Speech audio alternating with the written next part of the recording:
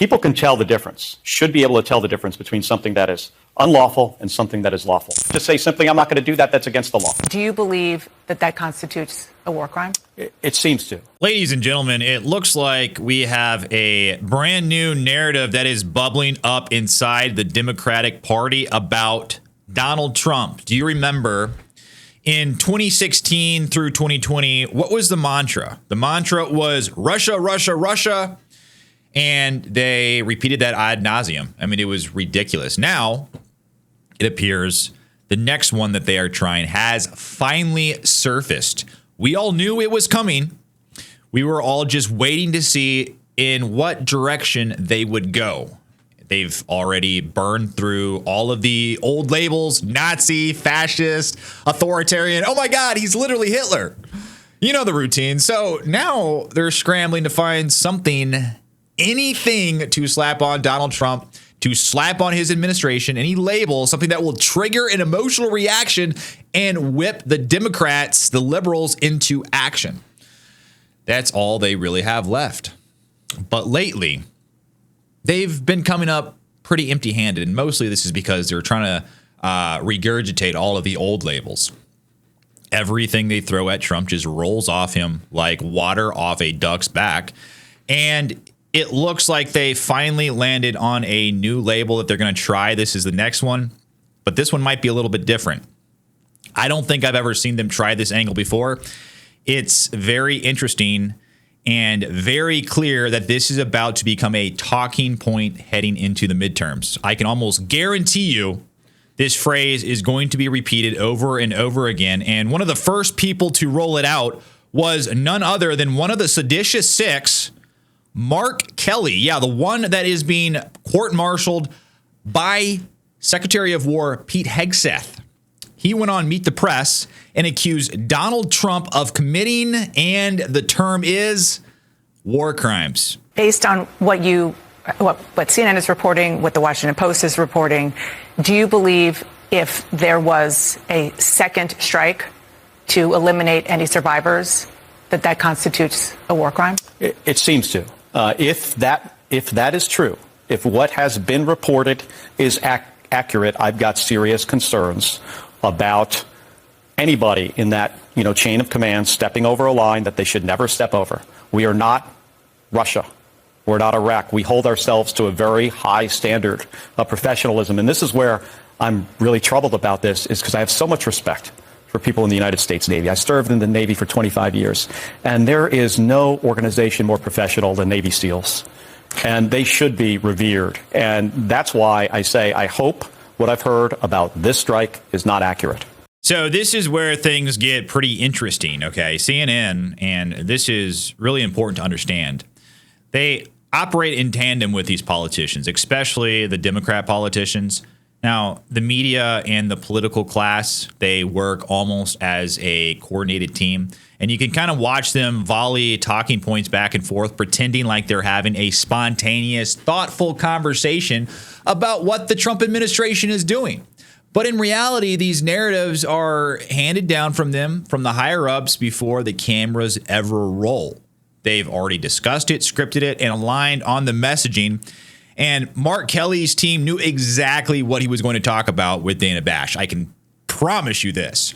And when you watch this exchange, it's almost like a textbook handoff in a football or basketball game, okay? Dana Bash tosses him the phrase war crimes, asking if what Donald Trump is doing in Venezuela might fall into that category. And immediately, Mark Kelly shifts into his performance, face, tone, everything he launches into. Well, I have the utmost respect for the Navy and the Navy SEALs. They're the best of the best.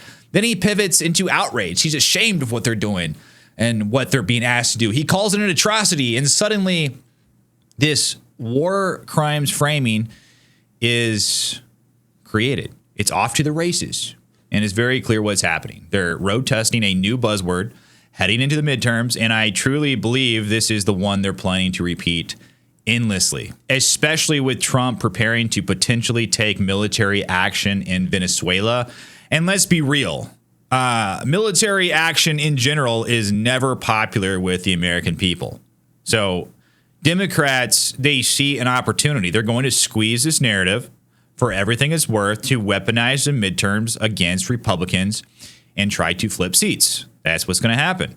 This puts Trump and Pete Hegseth in a tricky balancing act with whatever they're planning in Venezuela, because they know Democrats are absolutely chomping at the bit to accuse the administration of anything and everything up to and including war crimes. Remember, these same people have already encouraged servicemen and servicewomen and intelligence officials to disobey orders from the sitting president of the United States. So they are literally willing to try anything. But here is what makes Mark Kelly's behavior truly dangerous. It's not just buzzwords. I wish it were just buzzwords. You know, we wish it were just usual political insults being tossed back and forth, but that's not what's happening here. Not even close. Further on in this interview, Mark Kelly doubled down on what he said in that Seditious 6 video. And he didn't just hint at it. He openly pushed for military men and women to disobey Trump, the sitting commander-in-chief. He says it plain as day. And he goes even further. He said that people, our military personnel, should essentially resist the administration's directives. And he implied that prosecutions could follow for actions Democrats decide were illegal if they regain power. So this isn't just harmless rhetoric. This is a sitting U.S. senator encouraging dissent within the ranks and dangling the threat of retroactive punishment over service members' heads. It's reckless, it's destabilizing, and it shows just how far they are willing to go. People can tell the difference, should be able to tell the difference between something that is unlawful and something that is lawful. And if I was ever given an unlawful order, I would refuse.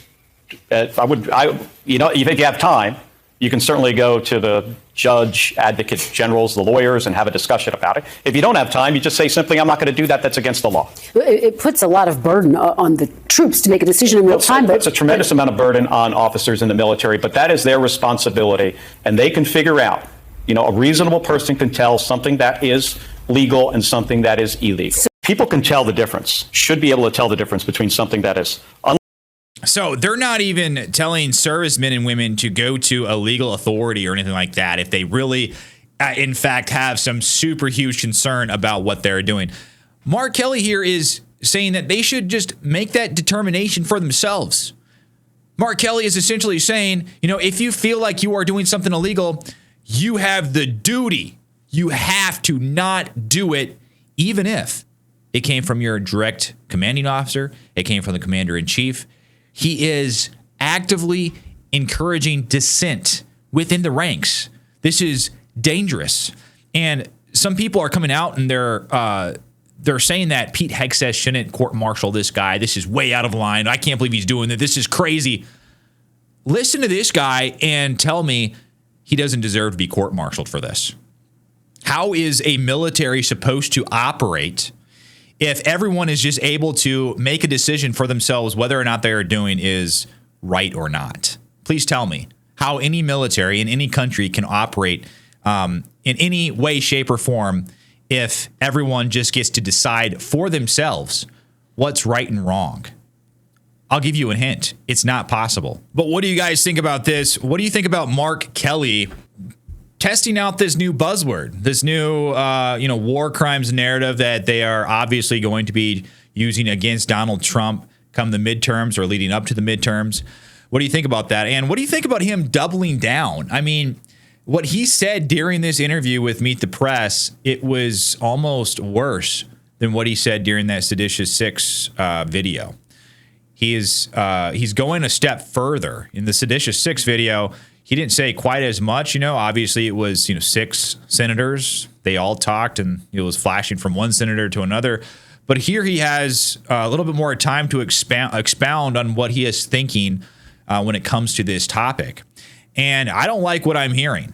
This is not good. And it really floors me that this guy is a former military man. I mean, it absolutely floors me because he knows what it takes for a military to function. And if every single individual inside of the military thought the way he is telling them to think, we would not have a military. Militaries wouldn't exist. If countries had people in militaries like this, their militaries would dissolve. So that is exactly why he is saying this. It's an op against President Trump. It's an op against the administration. And it's really, in all honesty, it's treason. It's sedition, just like Donald Trump said. But let me know what you think down below in the comments. Like and subscribe to my channel. I'd really appreciate it. But until then, I'll see you on the next one.